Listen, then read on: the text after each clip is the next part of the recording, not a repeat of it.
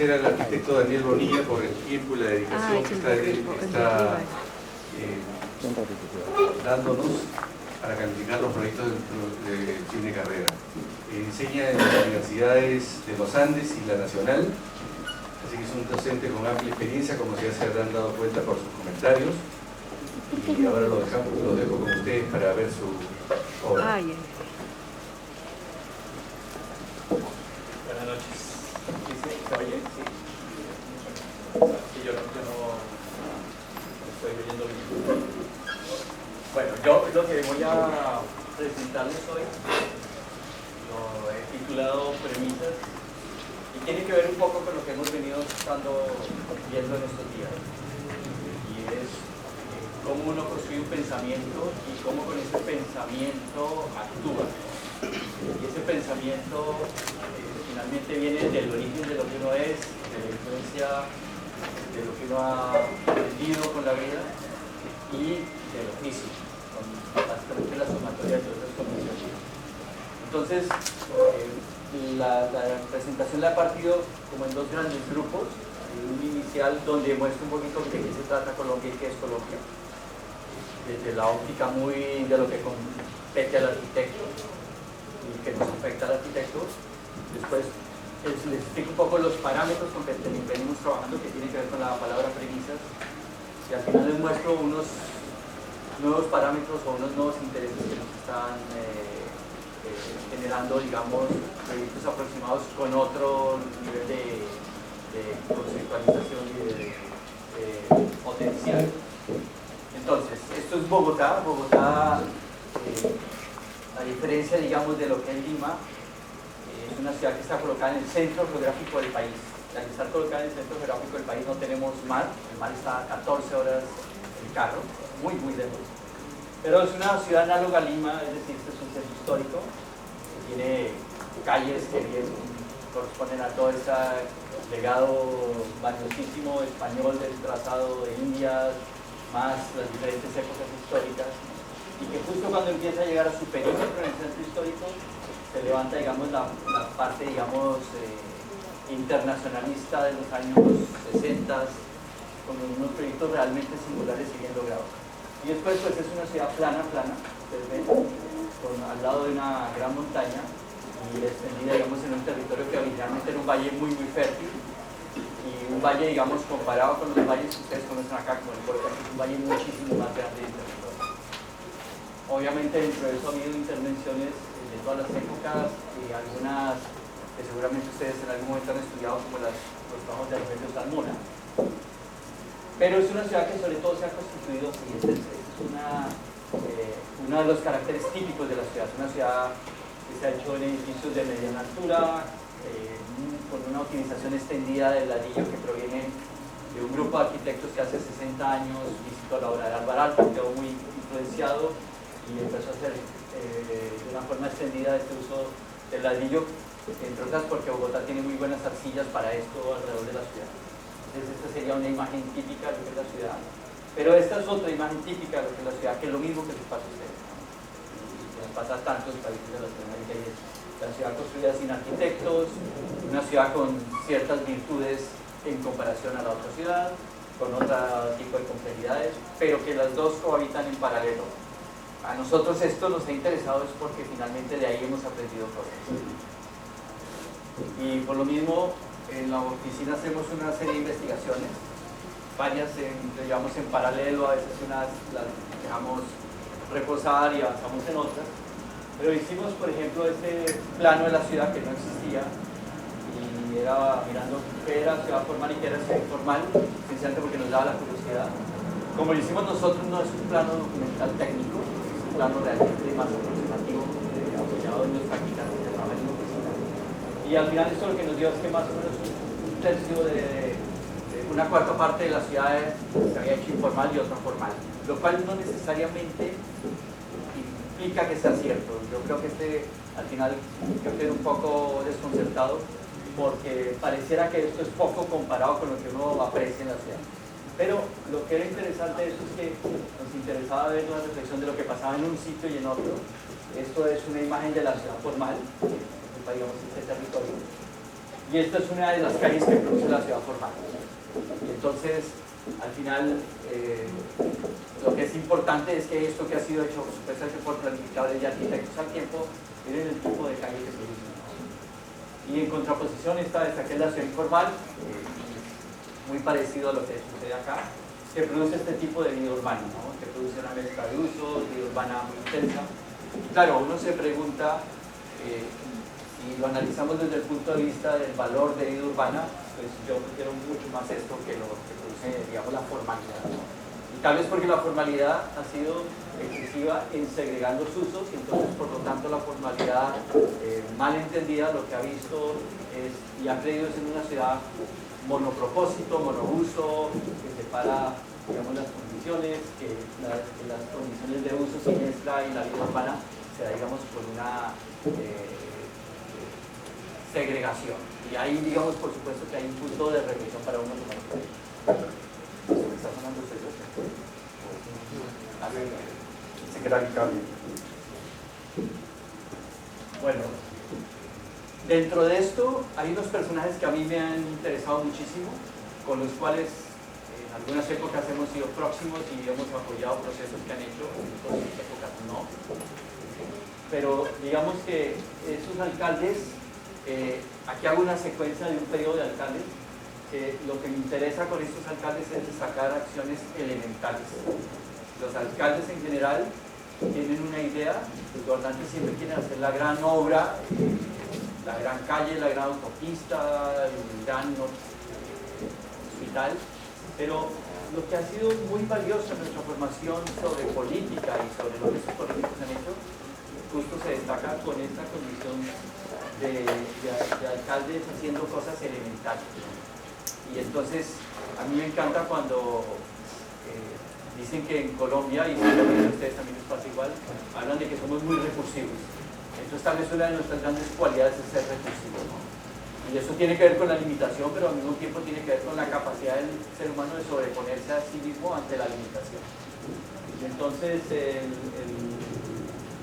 en este caso, voy a citar algunos ejemplos de estos señores que los considero absolutamente icónicos, en el sentido de lo que han aportado a la sociedad, con actos absolutamente elementales. Este es uno de los alcaldes, un señor que hizo la campaña con $2.500, quedó elegido alcalde, y él es un filósofo. Y como es un filósofo, fue una persona que intentó cultivar algo que se llamaba la cultura ciudadana, ¿no? Y era reflexionar sobre cómo los seres humanos deberíamos comportarnos con respecto a nuestra ciudad. Entonces él mismo se autodeclaraba héroe, pero era un héroe como casi que el Chapulín Colorado al mismo tiempo, o sea, un héroe jocoso. Y dentro de esto hizo cosas tan elementales como, por ejemplo, esta campaña que era enseñarle a los conductores de los vehículos que deberían parar y respetar las áreas de paso peatonal. Esto que es absolutamente básico y elemental, pues no se hacía. Entonces, con muy poco dinero, porque cuando ese señor fue alcalde no, la ciudad estaba en bancarrota, sin embargo generó un altísimo impacto, ¿no? Y es que al final lo más poderoso de la política es que la política termina escrita en texto. Y un texto que puede ser de una página puede cambiar el destino de una sociedad, ¿no? Y eso realmente es un poder enorme. Por eso siempre creo que los arquitectos con más poder son estos señores, y los planificadores con más poder son estos señores. Esto es otra reflexión que hizo este alcalde. Había unos índices de violencia en la ciudad, los bares cerraban a las 3 de la mañana, y él planteó una política que se llamaba garrote y zanahoria, ¿no? O sea, garrote pegar y zanahoria como alimentario. Eso tiene que ver con los caballos, ¿no? Y entonces determinó que los bares se debían cerrar a las 11 de la noche. Hubo una gran polémica por los dueños de estos establecimientos, pero comprobó que al cerrar los bares a las 11 de la noche había los índices de inseguridad, de violencia y de accidentes bajaron radicalmente. Entonces él puso una condición y fue: si ustedes se saben comportar como ciudadanos, yo les doy más horas libres y les permito que los bares se cierren más tarde. Entonces lo que pasaba cada semana era que, dependiendo de los índices de la semana anterior, él permitía una hora más. Este movimiento pendulaba semana a semana, a veces a las 3, a las 2, después bajaba a las 11, etcétera, dependiendo del comportamiento ciudadano. Al cabo de un año, terminaron los bares volviendo a abrir todos a las 3 de la mañana, pero con unos índices de comportamiento ciudadano reducidos al 50%, 50% de accidentalidad, 50% de violencia, etcétera, ¿no? Verificado. Y básicamente era porque él se había encargado de decirle a todo el mundo que fuera consciente en ese tema, ¿no? Que si salía a la calle no tenía que salir a la calle a agredir a la otra persona, sino que si se comportaba bien podía habitar una ciudad de una forma más sensata. Y nuevamente para hacer eso pues no se requiere de recursos, esto es sencillamente una cuestión filosofal. Después con otro alcalde tuvimos esto que ha sido una experiencia maravillosa para la ciudad. Bogotá es una ciudad casi del tamaño de Lima, con casi los vehículos que tiene Lima. Y se planteó que hubiera un día al año que no circulara el carro privado, solo el transporte público. Pero lo que fue interesante es que esta pregunta se hizo por plebiscito. Todos salimos a votar y el 76% de la población opinó que quería un día al año donde no hubiera vehículo particular. Y esto se estableció por un lapso de 20 años. Estamos por terminar en 3 años este lapso, porque esto pasó ya hace bastantes años. Y efectivamente la ciudad opera inicialmente una vez al año, sin carros. Hoy ya se hacen 5 o 6 días al año, se ha ido multiplicando. Pero lo que es impresionante de esto es que realmente uno encuentra que la condición ambiental, sonora y de polución de la ciudad cambia totalmente. Y al comienzo nadie todo el mundo se remitía a ir a su oficina y no tener reuniones porque consideraba complicado moverse. Hoy por hoy todos hacemos un día normal. Y de alguna manera lo que se ha cuestionado es realmente el valor de la presencia del carro privado en sociedad. Y esto mismo ha servido, por supuesto, a la campaña de estos señores que estos son 3 alcaldes que se han juntado en un partido, y obviamente está esta discusión sobre los medios alternativos de transporte, la bicicleta versus el vehículo. Entonces hoy, producto digamos de estas reflexiones, tenemos 300 kilómetros de ciclovías permanentes en la ciudad, la llamamos ciclorrutas, y hace 40 años otro alcalde, o sea hace ya bastantes años también, decidió que los domingos se cerraban 300 kilómetros de vías urbanas para que existiera también se promoviera el uso de la bicicleta. Más o menos el promedio es que sale de 1,5 millones a 2,5 millones de personas en un domingo, y esto opera desde 7 de la mañana a 2 de la tarde. Entonces, digamos, hay ciertos actos de sensibilización que yo creo que tienen una inteligencia enorme y que al final corresponden sencillamente a instrucciones que se escriben en un texto. Después también hemos tenido la suerte, en el año 93 se creó esta ley. Esta ley sencillamente reglamentó que cualquier proyecto de carácter público debía ir a concurso. Esto que es una práctica normal en Europa, pues en Latinoamérica es el único país que lo tiene, esta implementación de esta ley. Esta ley, pues al final, una ley que se escribió bien, y entonces se escribió bien porque se estableció que habían 5 jurados, de los cuales 3 de los 5 jurados se nombraban por la sociedad de arquitectos, y eso garantizaba que el nivel del jurado que iba a escoger los proyectos fuera de buen nivel, independiente que a uno le gustara o no los resultados, lo que uno sabía era que eran procesos honestos y que lo que se valoraba era la calidad. Entonces al final esto lo que ha producido es una cantidad de proyectos enormes, incluso aquí algunos gráficos, algunos son de nosotros, como este por ejemplo, pero todos son concursos públicos, algunos proyectos que seguramente ustedes conocen, unos muy extendidos digamos en términos de la divulgación. Todos estos proyectos han sido concursos públicos. Esto pues lo que ha arrojado es que las oficinas que se han consolidado tienen que ver con el mérito profesional principalmente, y además se han consolidado oficinas de arquitectos muy jóvenes, como el caso del Orquidorama, que ellos han ganado el concurso cuando tenían más o menos unos 30 años, y este que es un caso más interesante, es una biblioteca pública que la han ganado unos estudiantes que eran alumnos en la universidad y la han ganado a la edad de 22 años, ¿no? Y entonces al final son encargos públicos importantes que en general se realizan bien. El concurso público no sale a concurso si no está el dinero para construir, esa es la condición. Entonces en general se garantiza que casi todo lo que se hace por concurso termina construido.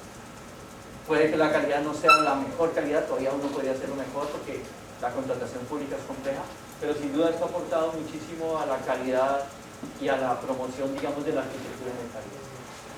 Ahora, cambiando un poco el tema dentro de ese contexto, nosotros lo que hemos hecho es construir un pensamiento que tiene que ver con unas ideas y unos intereses propios. Esos intereses propios los resumimos en un cuadro que hicimos hace unos años, y básicamente estos intereses, que los podría llamar yo como premisas o conceptos de diseño, son con los cuales constantemente hemos venido trabajando en los proyectos. Sin embargo, muestro el cuadro porque si ustedes ven hay unos vacíos acá, y es porque finalmente en algunos casos las condiciones típicas del proyecto, del cliente, de la forma de contratación hace que no podamos juntar todos estos parámetros y no los podamos integrar necesariamente. Sin embargo, les voy a contar un poco en qué consisten estos parámetros. Hemos trabajado, de estos 6 que vieron, en realidad se agrupan en 3, les voy a explicar. Este primero es el que llamamos el lleno y el vacío. Y el lleno y el vacío corresponde a una reflexión muy sencilla al tema, digamos, de la urbanidad versus el edificio. Tuve la oportunidad de hacer, cuando era estudiante, nos permitían desde el tercer año escoger el tipo de materias que íbamos a ver. Y estaba interesado en el urbanismo, entonces todas las que me con el urbanismo, después hice una maestría en diseño urbano y después que me quedé trabajando unos años en Londres en una oficina de diseño urbano.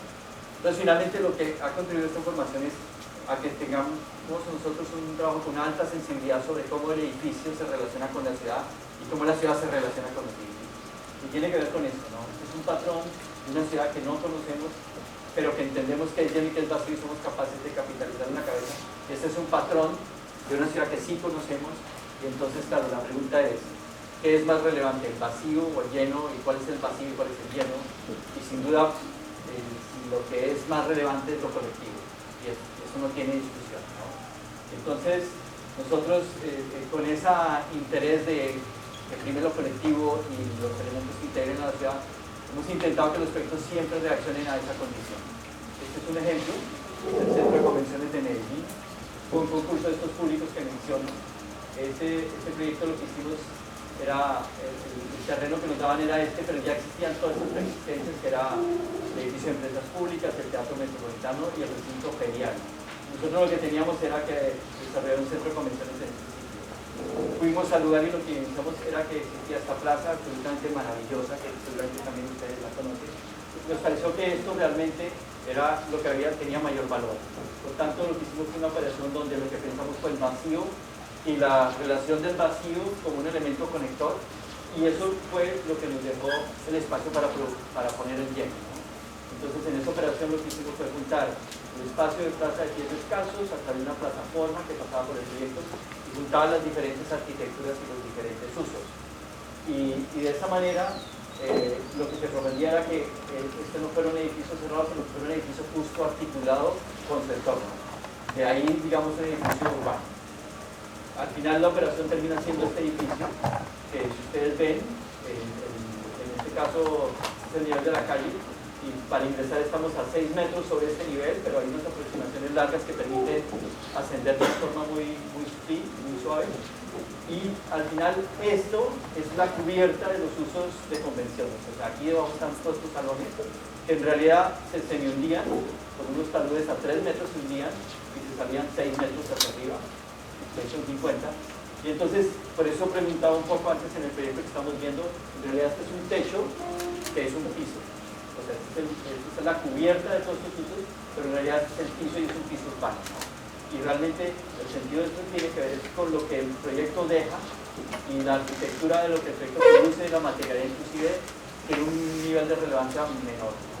Y la relación importante es este, y lo que se diseña y realmente se cuida muchísimo es este espacio. De hecho, tomamos la misma materialidad que estaban pies descalzos, hablamos con los doctores de pies descalzos, les pedimos que pudiéramos repetir las bancas, los aportes para los árboles, etc. Y lo que hicimos fue empujar esa semilla que había en el espacio público y atravesarla a través del espacio público. Y estas son todas las aproximaciones. Y lo que es interesante de esta reflexión es que cuando hemos vuelto, estas son unas fotos cuando el proyecto estaba terminándose. Estos son unos restaurantes, o sea, no basta con hacer el espacio público, al espacio público hay que activarlo y hay que darle uso. Entonces, es importante que hubiera una serie de actividades de primer piso, restaurantes, hay unas oficinas, hay el ingreso, el gran pabellón de ingreso para el tema de convenciones, ¿no? Y entonces, esa relación entre el espacio que se deja más los usos que lo activan hacen que una calle funcione, que el espacio público funcione. Este puede ser el pabellón de ingreso. Y entonces uno pensaría que estas acciones solo se pueden hacer en campo humano. Este es otro concurso que hemos ganado, que es la Cámara de Comercio de Bogotá. Pero si usted lo ve, es un formato más pequeño, es un terreno de más o menos 600 metros, 800 metros. Y está puesto en una esquina totalmente urbana de la ciudad, digamos, una esquina totalmente conectada. Y entonces ahí la operación que hacemos es sencillamente intentar que el primer piso tenga un nivel de permeabilidad, un nivel de relación con la calle, generando un pequeño componente nuevo adicional a la calle, un balcón. Pero eso nos daba la posibilidad de que si yo subía, llegaba al primer piso del edificio, pero si yo bajaba, llegaba al primer piso del edificio también. Y eso permitió en el concurso que de un programa muy exigente en términos de metros cuadrados, pudiéramos liberar, porque al final lográbamos un nivel operativo de uso mayor, que por supuesto producción estaba siendo un poco mayor, pero que lo justificaba la acción sobre la ciudad. Al final la acción es esta, o sea, es un elemento absolutamente elemental, es sencillamente un balcón que sube en paralelo con las vías urbanas y llega a las zonas de atención de la Cámara de Comercio. Esto pues en sección requiere de cierta complejidad elemental, pero digamos más complejo que una placa horizontal, por supuesto, porque tenía que ser de unas transferencias estructurales. Y aquí está el elemento de público que está arriba y el elemento de público que es este salón que por otro elemento que más atrás se baja y se accede. Es mi discurso de generar a través de una aproximación más o menos la idea de generar dobles primeros pisos. Y el edificio es esto, ¿no? Al final esta relación es una relación un poco más generosa, hay una escalera, una persona sube, deambula y llega a la esquina, una esquina un poco recedida, con un programa que era terriblemente exigente con respecto a los metros cuadrados que tocaba poner. Entonces, esencialmente la reflexión tiene que ver con que cualquier edificio puesto en cualquier predio o en cualquier terreno, de alguna forma, si se mira cuidadosamente, puede aportar a la ciudad con acciones inclusive sencillas, ¿no? Con la forma como se pone una puerta, con la forma como se relaciona y se hace el ancho de ingreso. O sea, estas acciones sencillas sumadas son las que construyen la ciudad. Y este otro es un ejemplo de otro concurso que también ganamos, que era para un centro, en Colombia tenemos algo que se llaman las cajas de compensación, en la cual las empresas estamos obligados de afiliar a todos nuestros empleados y son centros de bienestar. Hay salud, hay áreas recreativas y deportivas. Estos son edificios de uso mixto. Ellos compraron un terreno que quedaba aquí en un barrio de autoconstrucción en Bogotá.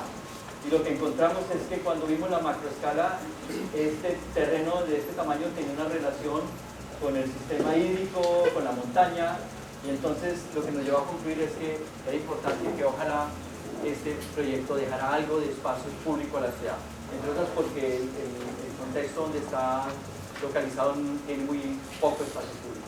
Lo que hicimos fue dejar entonces una plazoleta utilizando la mitad del terreno prácticamente, y construir y aglutinar todo el programa al fondo.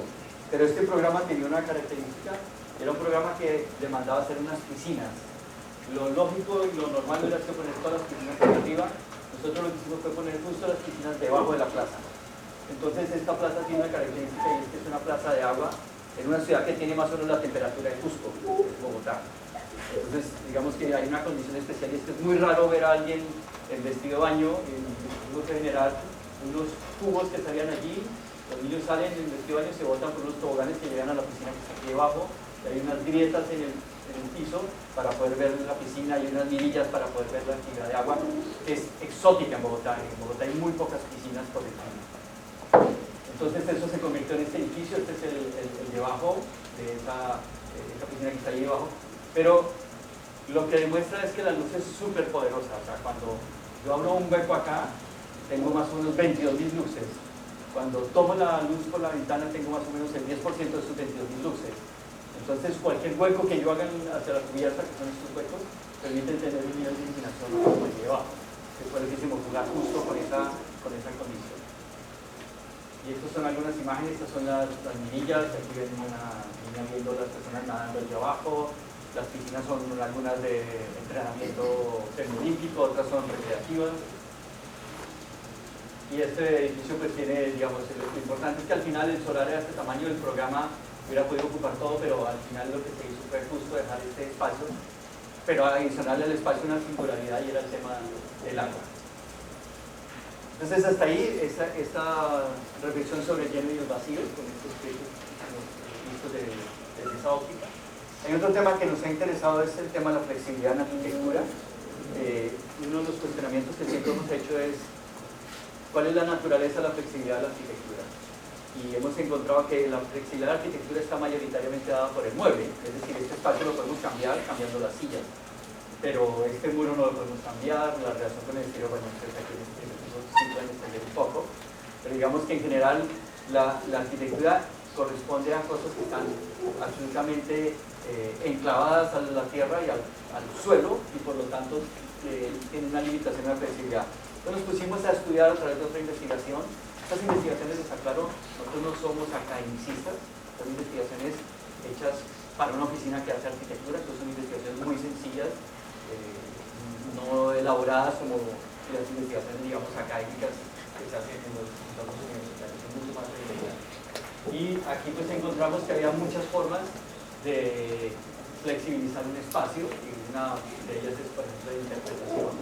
Otra, por supuesto, es el movimiento, y el movimiento, pues, hay diferentes tipos de movimiento, y hay historiales. Al final, inicialmente el hombre era nómada, entonces hay una vocación por estas condiciones nómadas, y cosas tan sencillas como lo que tienen ustedes acá, que es a través de quitar una de las paredes, relacionar el interior con el exterior. Eso sí, entendiendo que en el caso colombiano la lluvia es fuerte, y entonces, aunque la temperatura no cambia, no somos estacionarios, por lo caso la condición de exterior hay que protegerla. Y otra que nos interesó muchísimo y que apareció con el proceso de hacer algunos proyectos era la idea de que las cosas cambian y inclusive se vuelven metamórficas, ¿no? Y es un libro que leí cuando tenía unos 10 años en el colegio, y sin duda me causó una fascinación, y lo mantengo presente y lo tomo como referencia. Entonces, por ejemplo, esta es la capilla del Colegio de los Nogales, donde lo que hacemos es justo, el cliente nos pide una capilla para 400 personas, después nos llaman y nos piden solo 200, después nos llaman y nos piden de 100, y nosotros lo que hacemos es reflexionar en cómo podemos hacer una capilla que sirva efectivamente para las 100 personas, pero como se evidenciaba que querían también más personas, a través de un mecanismo que era quitar una fachada, pudiéramos hacer una operación que permitiera más personas. Entonces, lo que se hace es hacer una capilla que en su interior tiene unos elementos especiales, unas puntualizaciones que tienen que ver con el altar cuando la capilla se abre, o con el altar cuando la capilla se cierra. Pero en realidad, digamos, la operación que se hace, es decir, que la capilla sencillamente lo que tiene es una puerta, sencillamente al abrirse como se abre cualquier puerta, sencillamente una puerta que abre, pues hace que este espacio interior fluya hacia el exterior. Este es el altar cuando la capilla se abre, y de ahí aparece la exploración sobre la idea de mutación, ¿no? Porque cuando la iglesia está cerrada, este es el coro y este es el altar, pero cuando la iglesia se abre, este es el altar y este es el coro. Entonces, de alguna manera, las condiciones naturales del espacio se cambian per se, es lo que llamo yo una mutación, digamos, de la condición del espacio. Nosotras, a ella la conocemos, Sol. Esta foto la he hecho de Juan Carlos Sánchez. Y bueno, esto es un poco la operación, es sencillamente empezar a abrir un par de puertas, ¿no?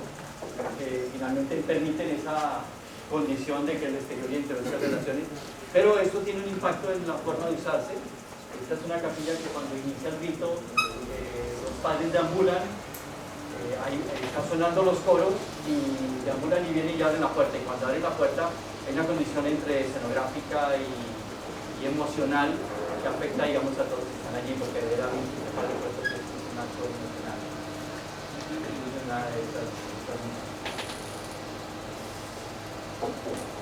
Y dentro de esta misma óptica, después hicimos esta otra capilla, que es, de ahí lo que les digo sobre el tema de las premisas y cómo uno trabaja.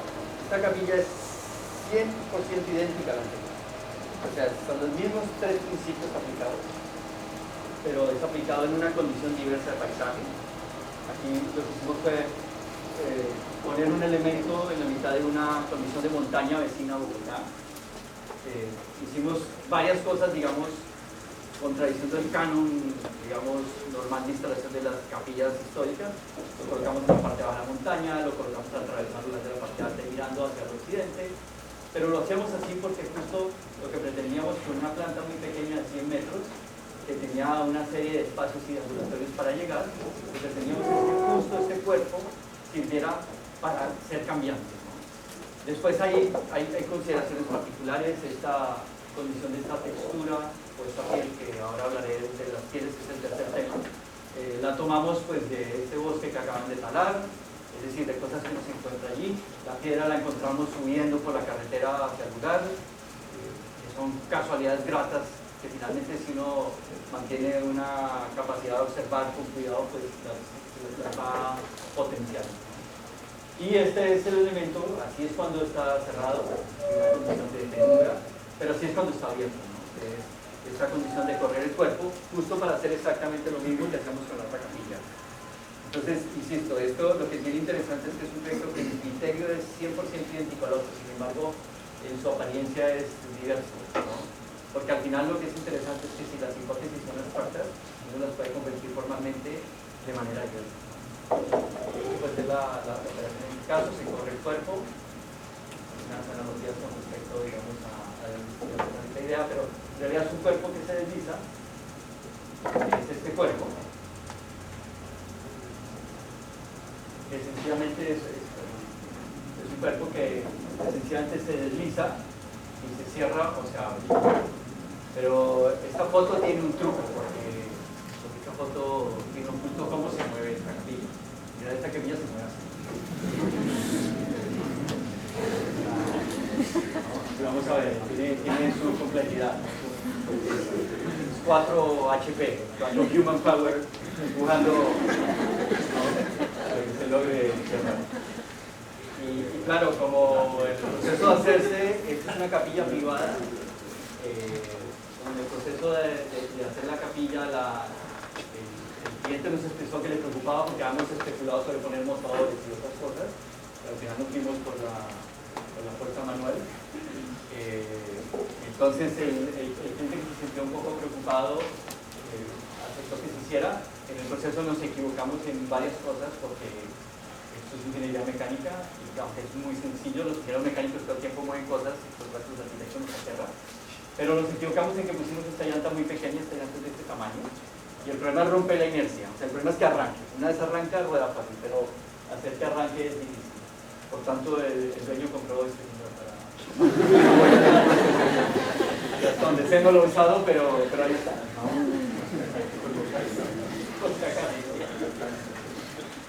Bueno, el otro tema, y con estas premisas, es el estudio de la piel. En el estudio de la piel, recién nos graduamos que no teníamos mucho que hacer, hicimos estos muy legendarios ya. Y lo que hacíamos era, tomamos fotos cualquiera de la ciudad, inclusive fotos malas, y hacíamos la exploración de los baños, ¿no? Encontrábamos cómo se hacían los baños, ¿no? Y esto era por el gusto de hacer una exploración con respecto a la ciudad, ¿no? Respecto a una imagen de la ciudad. Pero resulta que esta arquitectura es hecha por arquitectos, ¿no? Y esta otra arquitectura, esta no es hecha por arquitectos, y hacíamos lo mismo y producía una cosa muy diferente, ¿no? Entonces arroja esa magia de cómo un condicionante puede producir una condición tan diversa, ¿no? Y entonces esa condición tan diversa, son unas pinturas de Alberto Sardenaga, un arquitecto, historiador y pintor colombiano. Nos preguntamos era si la arquitectura, la única forma de relacionarse con el exterior tiene que ver con el vano, ¿no? Entonces la arquitectura son muros y vanos, y los vanos se llaman puertas o ventanas, pero y parecía que por mucho tiempo esta había sido la forma de relacionarse, y entonces nosotros nos preguntábamos si esta forma de relacionarse se volviera más equiparada, si yo la llevara al 50% de muro y al 50% de vano, al final, ¿qué es ese elemento? ¿Es un vano o es un muro? Y al final la conclusión es que es ambas, ¿no? Es muro o es vano. Pero después, si la reescalábamos, si pensábamos que ya no pensando en una pared de este tamaño, sino si la reescalábamos, pues llegamos a otros elementos de la arquitectura que han existido durante toda la historia de la arquitectura, que son las celosías, ¿no? Entonces de ahí, cuando estábamos ahí, encontramos que había un mundo maravilloso que nos interesaba explorar en nuestro proyecto, que era justo esa relación de las piezas. Esto además nos surge solo en paralelo la escuela de Harvard con Silvetti. En el año 82 ya venía trabajando estos temas. Es que lo que es grandioso del conocimiento es que el conocimiento aparece a veces en paralelo, aparece a veces influenciado por alguien, o aparece porque de alguna manera te ha salido una pregunta, pero cuando la vas a consultar y a resolver, encuentras que hay muchas personas trabajando sobre eso. Entonces, ahora volvimos al mismo edificio, pero desde la óptica de la piel. Es decir, entonces, en este caso tomamos de premisa el arte cinético de todos los venezolanos que son vecinos. hicimos estas piezas, que son unas piezas de madera laminar. Este edificio tenía un sol de tarde, entonces lo que pretendía esta piel era justo matizar y mitigar la condición, digamos, del sol de tarde en el edificio. Y eran estas piezas curvas, y al final este es el negativo y este es el positivo. O sea, en realidad eran grandes piezas como si yo tomara, digamos, un elemento como este, y al cortarle así, entonces con esta pieza saco esto, que es una sola pieza. Al final, cuando la reconvierto, me sale esto, ¿no? Este es el positivo y el negativo, pero cuando lo pongo y cuando lo voy viendo desde la calle, tiene una postura simétrica. Entonces, aquí hicimos esta fachada que se hizo, al final, siempre lo hacemos con unas tecnologías super low-tech, que además las resolvemos, pero en realidad después llega el constructor quien tiene una solución particular. Trabajamos muy de la mano con los constructores, al final son los responsables de que esto sea estable y se mantenga en el tiempo. Y entonces nosotros hacemos unas propuestas que ellos después las toman como base y las vuelven otra cosa un poco diferente a lo que nosotros pensamos. Cuidamos sí la magnitud de los elementos, pero la forma de cómo se hace, los que la piden son los que la hacen, y la hacemos con ellos. Y es interesante porque uno lo que piensa siempre cuando se realiza, en ese sentido el entorno de su país tiene esa gran virtud, es que uno puede trabajar muchísimo y moldear muchísimo lo que está haciendo en la obra. Y esto pues, es el interior con este elemento rotatorios en una condición de sobresalto. Y después entonces, por ejemplo, hicimos este, era el ingreso, un promotor privado estaba desarrollando dos torres muy grandes, nos contrataron únicamente y quisiéramos el hall de ingreso. Entonces, queríamos trabajar nuevamente sobre la idea de una piel, pero una piel que no solo era exterior, sino que también tenía una condición interior, ambas cosas. O sea, piel que abraza, piel que recubre y piel que abraza. Y entonces, cuando fuimos a la obra, estaba este señor, lo llamamos, en cada país se llama diferente, en Colombia le llamamos bofillera. Es un elemento de aluminio, básicamente con el cual la persona vimos, claro, con este elemento podemos hacer un entrelazamiento, intentar repetir estos elementos.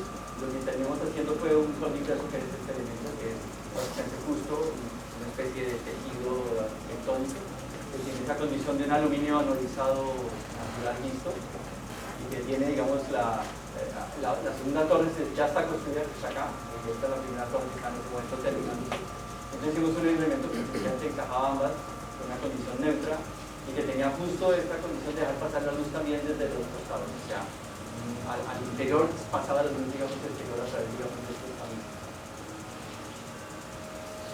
Entonces, claro, hemos venido trabajando con la idea del lleno del vacío, hemos venido trabajando con la idea de la flexibilidad y la mutación, y hemos venido trabajando con la idea, digamos, de estas pieles de molde. Y eso lo reiteramos y lo combinamos de una forma diversa en los proyectos. Sin embargo, lo que le pasa a uno en el tiempo es que uno va encontrando también otras cosas. En este momento estamos empezando a trabajar con dos temas nuevos que posiblemente se van a fusionar con nosotros, pero por ahora están trabajando en aislado. Uno de estos temas lo llamo el dinamismo estático, que tiene una presentación de y entonces el dinamismo estático lo que pretende es, con esa condición cinética que les hablé, es como elementos quietos de alguna forma tienen una relación dinámica con la persona que los habita y que los ve. Y eso es una cafetería que hicimos al Colegio Nogales. Entonces, por el código sísmico nos recomendaban usar pantallas en L, que son más eficientes que una columna circular. Al final, el cálculo nos daba que podíamos hacer unos elementos muy perfectos, pero que si los hacíamos en condición de L, pero además como el diagrama de sismo es variable, o sea, el sismo no, esto está muy bien si el sismo viene así, pero si el sismo viene así, el control no está tan bien, ¿no? O si viene así, es menos estable que si viene así. Entonces lo que empezamos a hacer era que cada una le íbamos rotando a 45 grados, e inclusive algunas las volteamos arriba hacia abajo, ¿no? Entonces la operación es básicamente eso, ¿no? Es tomar estas piezas, son columnas idénticas, y estas columnas idénticas, pues básicamente lo que pasa es que en el momento de posicionarlas, al reposicionarlas, generan una relación de inercia sísmica supremamente eficiente, ¿no? Y el edificio es esto, que es justo lo que está en la obra. Las columnas son una sola formaleta. Después en el proceso de ejecución tuvimos que hacerlas con un espesor mayor, y la razón era porque, aunque nos daba el cálculo que podían ser de 5 centímetros de espesor, no había forma de meterle el elemento estructural de refuerzo y hacer el procedimiento que eran de 4,70 de altura. Entonces lo que hicimos fue justo hacerlas en el ancho mínimo que el constructor garantizaba que si iban a quedar bien vaciadas, pues se vaciaban desde arriba hasta abajo.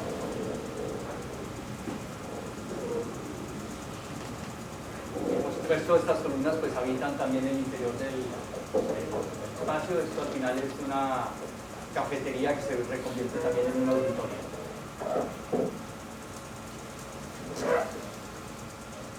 Y claro, aparecen temas que son bellísimos y es como el objeto vaciado se le imprime una textura. En este caso quisimos jugar con la diagonal en vista de que el elemento giraba y en vista de que el elemento no era ortogonal.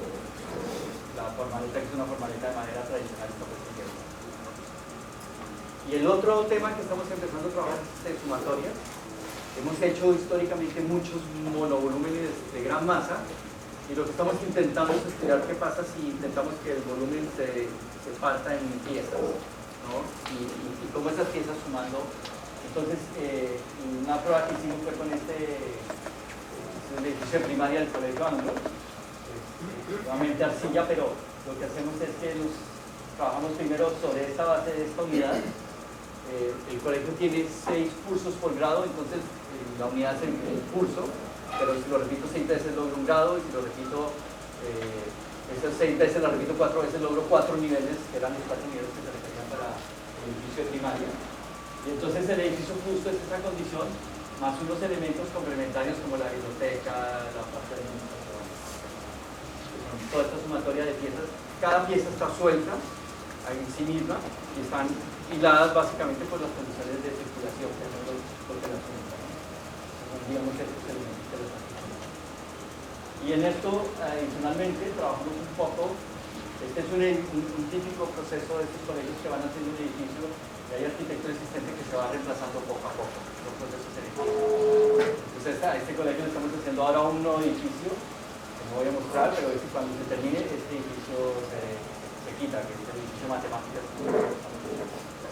Pero este edificio adicionalmente lo que tenía era esta condición de cada 6 módulos le dábamos un módulo de color, que era el espacio colectivo, al cual le intentamos aplicar un mobiliario apoyado ya en una empresa de interiorismo que trabaja con los propios a veces, y era un elemento que tenía una significancia de color particular por nivel, que eran 4 niveles, y un mobiliario, digamos, que permitía una mayor flexibilidad de lo que típicamente se consigue en un aula.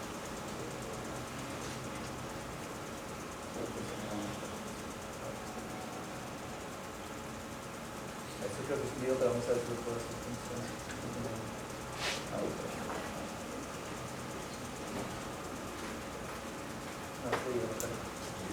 Bueno, pues eso es todo. Muchas gracias.